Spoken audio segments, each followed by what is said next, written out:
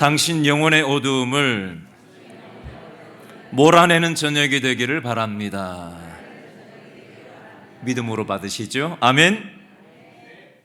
오늘 다 같이 나눌 말씀은 마가복음 4장 35절에서 41절 말씀까지입니다. 마가복음 4장 35절에서 41절 말씀까지.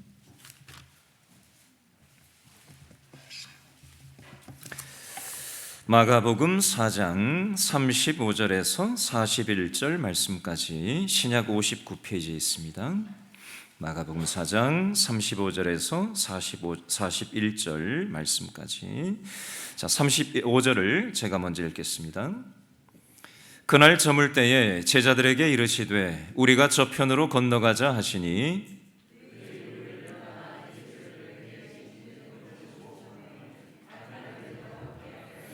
큰 광풍이 일어나며 물결이 배에 부딪혀 들어와 배에 가득하게 되었더라.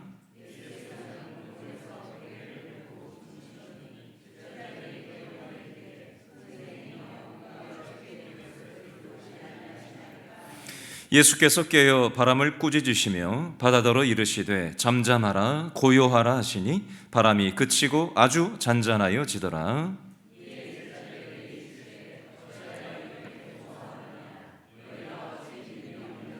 다 같이요. 그들이 심히 두려워하여 서로 말하되 그가 누구이기에 바람과 바다도 순종하는가 하였더라. 아멘. 자, 오늘 성경 말씀의 핵심 단어가 37절 말씀에 나오는데 무슨 풍이라고 되어 있어요? 37절에 광풍이라는 단어가 나옵니다. 광풍을 사전에 찾아보니까 무슨 뜻으로 기록되어져 있냐면요, 미친 듯이 사납게 부는 바람을 광풍이라고 한답니다. 미친 듯이 사납게 부는 바람, 광풍. 오늘 성경 말씀에는 인생의 미친 바람을 만난 사람들이 소개되어져 있습니다. 저와 여러분도 인생 살아가다 보면 인생의 미친 바람을 만날 때가 있지 않습니까? 오늘 말씀을 통해서 인생의 미친 바람이 왔을 때 우리는 어떻게 해야 되는가? 말씀의 교훈을 통해서 우리가 살펴보려고 합니다. 자, 마가복음 3장 37절을 한 번 더 읽어볼까요? 37절 시작. 큰 광풍이 일어나며 물결이 배에 부딪혀 들어와 배에 가득하게 되었더라. 아멘. 여러분, 이게 뭔지 아세요? 이거 보이세요? 이게 뭔지 아세요? 뭐 같아요? 이 속에 원래 파피루스 종이가 들어있는데 제가 한 20년 지나다 보니까 이게 어디로 간지 사라지고 없어요. 인증서만 속에 지금 남아있고 파피루스는 어디로 갔는지 구멍이 뚫려가지고 지금 없는데, 한 20년 전에 제가 이스라엘에 성지순례를 갔던 적이 있는데, 이스라엘, 요르단, 그 다음에 또 하나 어디지? 이스라엘, 요르단, 이집트, 3개국을 11박 12일로 성지순례를 갔다 왔던 적이 20년 전에 있었는데, 거기 가서 요걸 샀어요. 갈릴리 호수 바로 앞에 있는 상점에서 제가 요걸 샀는데, 오늘 성경 본문이 그 갈릴리 호수를 배경으로 하고 있어서 제가 요걸 가지고 왔어요. 여러분, 갈릴리 호수는 갈릴리 바다라고도 하는데 남북의 길이가 한 21km 정도 되고요, 동쪽과 서쪽의 길이가 한 13km 정도 됩니다. 지중해 바다보다 이 갈릴리 호수의 수면이 한 200m 정도 더 낮다라고 합니다. 지중해는 바다잖아요. 지중해 바다보다 이 갈릴리 호수가 높이가 수심이 200m가 더 낮다는 거예요. 우리나라에서 남한에서 제일 높은 산이 어디죠? 한라산 1947m, 북쪽에는 백두산이 있는데 2744m인데요. 이 갈릴리 호수 북쪽에 이 산이 하나 있는데 무슨 산이냐면 헤브론 산이라는 산이 있어요. 이 산의 높이는 백두산 높이보다 더 높은 2815m짜리 헤르몬 산이 있어요. 눈이 쌓여서 잘 녹지 않는 그런 눈 덮인 산인데요. 그리고 갈릴리 호수는 이 그 지중해보다 200m가 더 낮잖아요. 그러니까 뭐 한 3,000m 이상 차이가 나는 거죠. 얼마 전에 우리 서울에도 눈이 갑자기 짧은 시간에 엄청나게 많이 내려가지고 교통 대란이 일어났던 적이 한번 있었죠. 최근에 몇 주 안 됐어요. 그렇죠? 갑자기 뜨거운 바람과 차가운 바람이 맞부딪혔을 때 이 돌풍이 불고 또 이렇게 날씨가 변화무쌍하게 바뀌는 거죠. 급작스럽게 눈이 엄청 내렸었죠. 준비할 틈 없이. 마찬가지 이치예요. 이 헤르몬 산에서 이 찬 바람이 생성이 되고 이 갈릴리 호수에서 따뜻한 바람이 이 충돌을 하는 것을 통해서 이 갈릴리 바다, 갈릴리 호수에는 이 갑작스러운 광풍이 자주 일어나곤 했었습니다.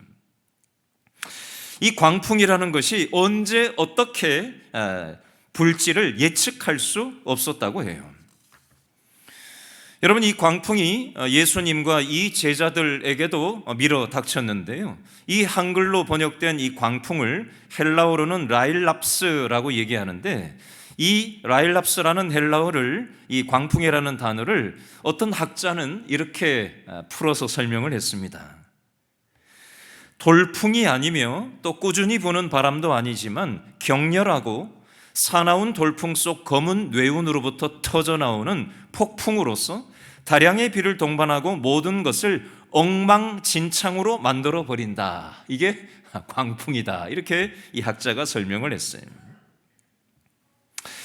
여러분, 예수님의 제자들인 이 갈릴리 호수에서 잔뼈가 굵은 예수님의 제자들 중에 베드로라는 인물도 어부 출신이고요. 갈릴리 바다에서 어부로서 잔뼈가 굵은 사람이 바로 베드로였습니다. 안드레도 어부였고요. 요한도 야고보도 어부 출신들입니다. 예수님의 제자들 중에 이 갈릴리 호수에 고기 잡던 사람들이 다량 포진되어 있습니다. 그러니까 갈릴리 호수에서 어디가 얕은 지역인지, 어디가 깊은 지역인지, 암초가 어디에 있는지 샅샅이 갈릴리 호수, 갈릴리 바다를 상세하게 다 잘 아는 전문적인 바다 이 어부 출신이라는 거예요. 얼마나 이 갈릴리 호수에 대한 지식이 많았겠어요? 고기를 잡은 경험이 얼마나 많았겠어요? 얼마나 고기 잡는 기술이 있었겠어요? 근데 돌풍이 불면 그 지식도, 그 경험도, 그 기술도 아무 힘을 발휘하지 못했습니다. 여러분, 인생을 항해에다가 비유를 많이 하죠. 크고 작은 풍랑이 끊임없이 몰아닥치는 그런 항해의 인생을 비유를 합니다. 우리의 가정에도 풍랑이 일 때가 있지 않습니까? 직장 생활할 때도 풍랑이 일 때가 있지 않아요? 갑작스러운 사고를 당할 때가 있지 않습니까? 중요한 시험에 실패할 때가 있지 않아요? 또 질병에 걸리기도 합니다. 자녀들에게 어려움이 닥칠 때도 있고요. 아이들이 어긋날 때도 있습니다. 이 모든 것이 우리 인생에 풍파가 있을 때가 있다는 겁니다. 우리는 예수님을 믿으면 풍랑이 일지 않을 거라고 생각을 합니다. 풍랑이 일지 않고 그냥 잔잔한 그런 일만 있었으면 좋겠다. 교회 다니면, 예수님 믿으면 아무런 문제도 없이 그냥 조용한 나날만 있었으면 좋겠다. 그게 우리의 바람 아니에요? 그런데 오늘 성경 말씀에 보니까 예수님과 함께 배를 타고 있었던 예수님의 제자들임에도 불구하고 예수님이 함께 배 타고 있는데 근데도 광풍을, 미친 바람을 만났다는 겁니다. 인생의 위기를 만났어요. 여러분, 예수님을 믿는 성도들도 광풍을 피해갈 수는 없습니다. 믿지 않는 사람이나 믿는 사람이나 똑같이 인생의 광풍은 만나는 거예요. 이 갈릴리 호수에서 미친 바람을 만났을 때 배가 막 휘청휘청 됐겠죠. 제가 이스라엘 가가지고 예수님 당시에 탔던 것으로 예측되는 그 배가 복원돼가지고 있는 모습을 봤어요. 조그마한 배예요. 그런 배를 가지고 무슨 고기를 제대로 잡았겠나 싶은 그런 보잘것이 없는 예수님 당시의 배를 제가 들여다봤습니다. 근데 거기에 큰 미친 바람, 광풍이 부니까 그 배가 뭐 어떻게 됐겠어요? 금방이라도 그냥 막 뒤집어질 듯이 뭐 휘청되지 않았겠어요? 그래서 예수님의 제자들이 막 물을 막 퍼내면서 막 죽겠다고 막 소리를 지르지 않았겠어요? 이러다 우리 죽는 거 아닌가? 불안하고 두려움이 밀려오지 않았겠습니까? 이 표현을, 이 심정을 가지고 이 제자들이 뭐라고 얘기를 했는지 마가복음 5장 4장 38절을 읽어보겠습니다. 마가복음 4장 38절 다 같이 읽어볼까요? 시작. 예수께서는 고물에서 베개를 베고 주무시더니 제자들이 깨우며 이르되 뭐라 그래요? 선생님이여 우리가 죽게 된 것을 돌보지 아니하시나이까 하니, 우리 지금 죽을 것 같아요. 예수님 살려주세요. 근데 예수님이라고 부르지 않아요. 선생님이라고 부릅니다. 예수님을 예수님이라고 부르지 않고 선생님이라고 부른다라는 것은 예수님을 절대자로 여기지 않는다라는 것을 딱 말하는 걸 보면 알 수 있어요. 여러분, 인생의 위기 상황이 닥치면 어떤 사람들은 돼지머리 앞에서 절을 하기도 합니다. 어떤 사람은 점을 치기도 해요. 그렇죠? 힘 있는 대상을 의존하기도 합니다. 그런데 오늘 성경 말씀을 보니까 인생의 위기 앞에서 누구를 의지해야 된다고 얘기하는 거예요? 따라합니다. 예수님을 의지해야 합니다. 예수님을 의지하고 예수님을 찾으니까 예수님께서 뭐라고 말씀하시지요? 39절 말씀 다 같이 읽습니다. 시작. 예수께서 깨어 바람을 꾸짖으시며 바다더러 이르시되 잠잠하라 고요하라 하시니 바람이 그치고 아주 잔잔하여 지더라. 아멘. 예수님께서는 창조주 되시고 바다를 잔잔하게 하실 수 있는 능력이 있으신 분입니다. 마찬가지예요. 저와 여러분의 인생 가운데도 미친 바람이 지금 몰아닥치고 있지 않습니까? 우리 인생의 문제를 하나님께서는 해결하실 수 있다라는 사실을 우리가 믿고 기도하는 이 밤이 되었으면 좋겠어요. 제자들을 향해서 예수님께서 또 말씀하시는데, 자, 40절에서 뭐라고 말씀하시나 40절을 한 번 더 읽어볼까요? 시작. 이에 제자들에게 이르시되 어찌하여 이렇게 무서워하느냐 너희가 어찌 믿음이 없느냐 하시니. 아멘. 예수님께서 왜 나를 신뢰하지 못하느냐라고 제자들을 향해서 말씀하고 있습니다. 여러분, 우리의 인생에 왜 인생의 미친 바람이 몰아닥칠 때가 있는 걸까요? 우리의 상식과는 다른, 우리의 경험과는 다른, 우리의 인력으로는 해결을 하기 불가한 그러한 일들이 왜 우리의 삶 가운데 일어나야 되느냐? 우리는 그 미친 인생의 바람을 우리는 때로는 이해할 수 없고 받아들일 수 없을 때가 있어요. 그러나 하나님은 이런 시간을 통해서 우리의 믿음의 그릇을 키우시고 우리의 인격을 다듬으시고 우리를 성숙되게 하시고 우리를 깊어지고 넓어지게 만드신다라는 겁니다. 이것이 우리 인생에 미친 바람이 부는 이유라는 것입니다. 자, 오늘 말씀을 통한 원리는 제가 지금까지 다 설명을 끝냈고요. 제가 이미 저의 경험 속에서 기도 응답 받았던 것을 얘기 드렸던 적이 있었는데 오늘 두 가지만 간단히 좀 살펴보려고 합니다. 31년 전에 제가 경험했던 일인데요. 제가 군대 갔다가 복학을 하고 하나님 살아계시면 믿고 아니면 정리하려고 했던 바로 그때 하나님이 믿어지기 시작했던 시점이 24살 때 있었는데 그게 1994년이었어요.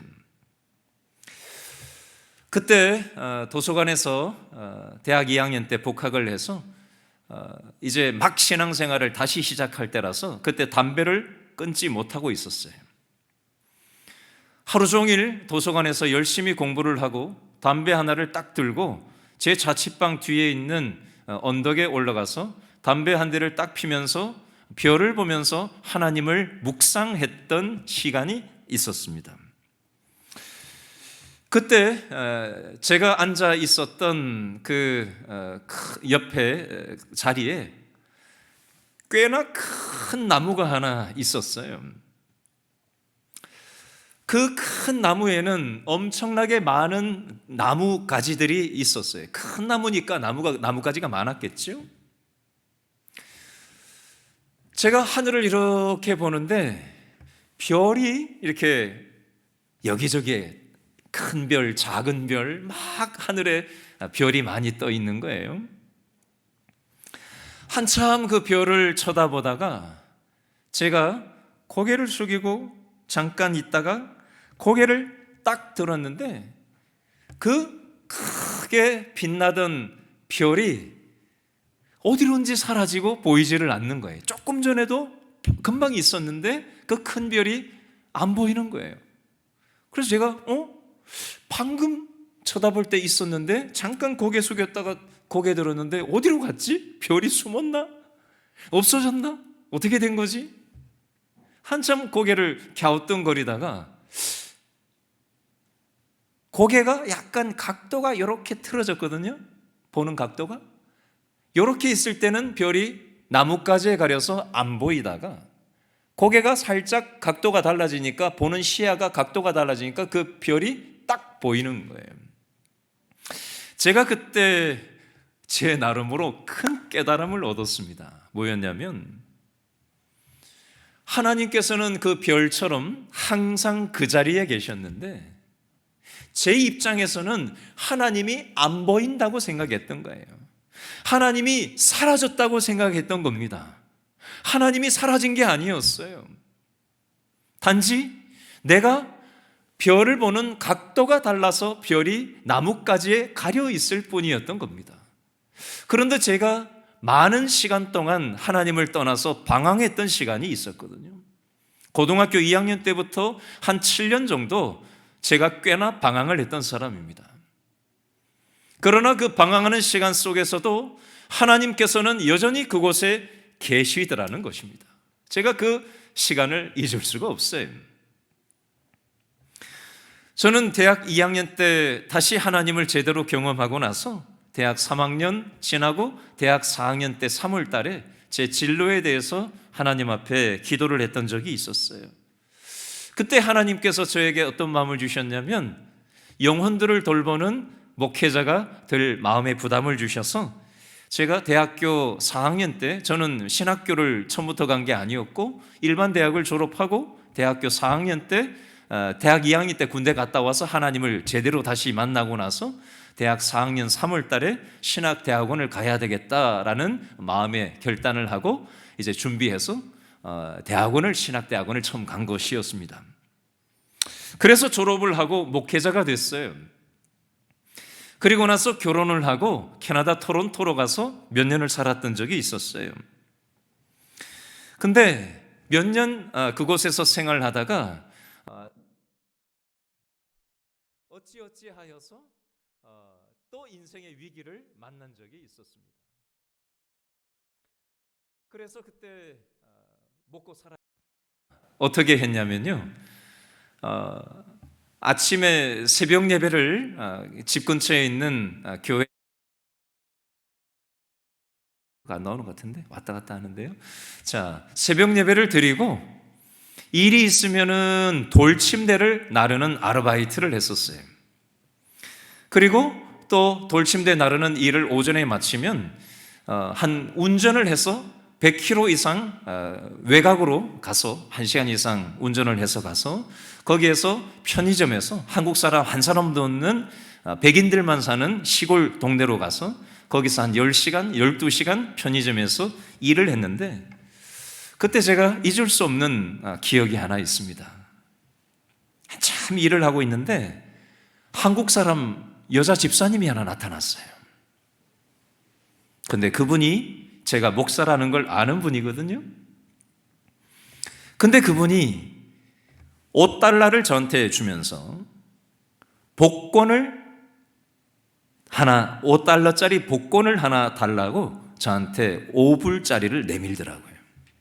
분명히 이분은 교회 다니는 사람이었고 여자 집사인데 제가 목사라는 걸 아는데 저한테 $5를 주면서 복권을 달라고 하는 마음이 도대체 무슨 마음이었을까? 제가 그때 얼마나 비참했는지 몰라요. 이게 뭐지? 나는 목사인데, 저 사람은 집사인데, 알면서도 5달러를 내면서 굳이 복권을 꼭 여기서 와서 사지 않아도 될 텐데, 여기 사는 사람도 아닌데 굳이 목사한테 5달러를 내면서 복권을 사는 저 마음은 도대체 무슨 마음일까? 제가 그때 얼마나 비참했는지 몰라요. 나 이러다가 끝나는 거 아닌가? 그때 제 나이가 35살 때였습니다. 한 20년 전이군요. 새벽 예배를 마치고 돌침대를 아르바이트를 하고 투잡을 뛰기 위해서 100km 이상 운전해서 그곳에서 딱 가서 처음 하는 것이 성경책 펴놓고 긁어서 나오는 복권 위에다가 성경책을 올려놓고 우유 박스 뒤에 2개 뒤집어서 거기 의자 삼아서 거기에서 성경 말씀을 묵상하면서 오늘 하루를 하나님께 의지하면서 그렇게 시작하곤 했었는데 그분이 와서 복권을 사가는 거예요. 제가 그때 너무나도 비참했던 기억을 잊을 수가 없어요. 담배를 팔고 복권을 팔면서 투잡을 뛰면서 얼마나 피곤했는지 제가 운전하다가 졸아가지고 2번 큰 사고가 날 뻔했던 적이 있었어요. 고속도로에서 100km 이상 달리고 있는데 1차선으로 달리다가 졸아가지고 2차선, 3차선, 4차선, 5차선 튀어나온 돌에 부딪히면서 잠이 퍼뜩 깼던 적이 있었어요. 뒤에 차가 쌩쌩 달리는 고속도로에서요. 또 한 번도 졸다가 회전하는 데서 옆에 난간을 부딪히고 제가 정신이 퍼뜩 들었던 적도 있습니다. 그때 새벽 예배를 드리고 투잡을 뛰고 저녁에 집에 돌아와서 가정 예배를 아내와 함께 드리고 또 아내는 저쪽 구석에서 기도하고 저는 이쪽 구석에서 따로 개인 기도를 했던 기억이 어제 일처럼 눈에 선합니다. 20년 전인데 그때 저의 그 미친 광풍과 같은 인생에 지금까지 살아오면서 가장 큰 인생의 위기 속에서 하나님께서 그때 기도하던 중에 갑자기 찬양을 하나 떠올리게 하시면서 갑자기 저도 모르게 회개가 터져 나오게 하셨던 적이 있었어요. 그러면서 하나님이 저한테 어떤 마음을 주시냐면 왜 너 말로는 나를 의지한다고 하면서 사람을 자꾸 의지하려고 하느냐? 인간적인 방법으로 왜 문제를 해결하려고 하느냐? 너 철저하게 나를 의지해라 라는 그 깨달음을 주셔서 제가 그때 얼마나 눈물 콧물 쏟으면서 통해 자복하고 회개하는 일이 있었는지 모릅니다. 그리고 나서 생각지도 않았던 그런 상황이 풀리게 되고 하나님께서 제 삶을 인도해 주셨던 그 기억을 제가 잊을 수가 없어요. 제가 이 말씀을 왜 드리냐면요, 저만의 문제는 아니라고 생각됩니다. 오늘 성경의 제자들만의 문제라고 생각되지는 않아요. 내용은 다르지만 우리 인생 가운데 인생에 미친 광풍이 몰아닥칠 때가 있어요. 내 힘으로도 감당할 수 없고 내 상식으로도 내 경험으로도 해결할 수 없는 인생에 미친 광풍이 우리 삶 가운데 불 때가 있습니다. 사람 찾는다고 해결되는 게 아니라 또 세상적인 것을 붙잡는다고 해결되는 것이 아니라 우리가 하나님 앞에 전심으로 엎드릴 때 하나님께서 그 중심을 보시고 하나님께서 그 막힌 길을 열어주시고 우리의 삶을 새로운 방향으로 인도해 주신다라는 것입니다. 여러분 이 사실을 기억하시고 오늘 이 밤에 다 같이 기도할 수 있기를 바랍니다. 우리 다 같이 아까 마지막 불렀던 찬양 아무것도 두려워 말라 찬양하고 우리가 말씀 붙잡고 기도하겠습니다.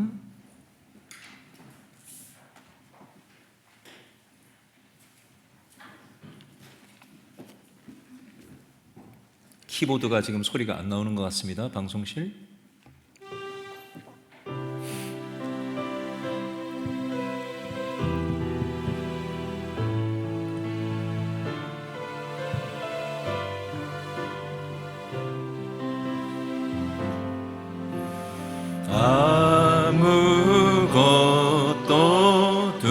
두려워 말라. 주 나의 하나님이 지켜주시네. 놀라지 마라, 겁내지 마라. 주님 나를 지켜주시네. 아무것도 두려워 말라. 아무것도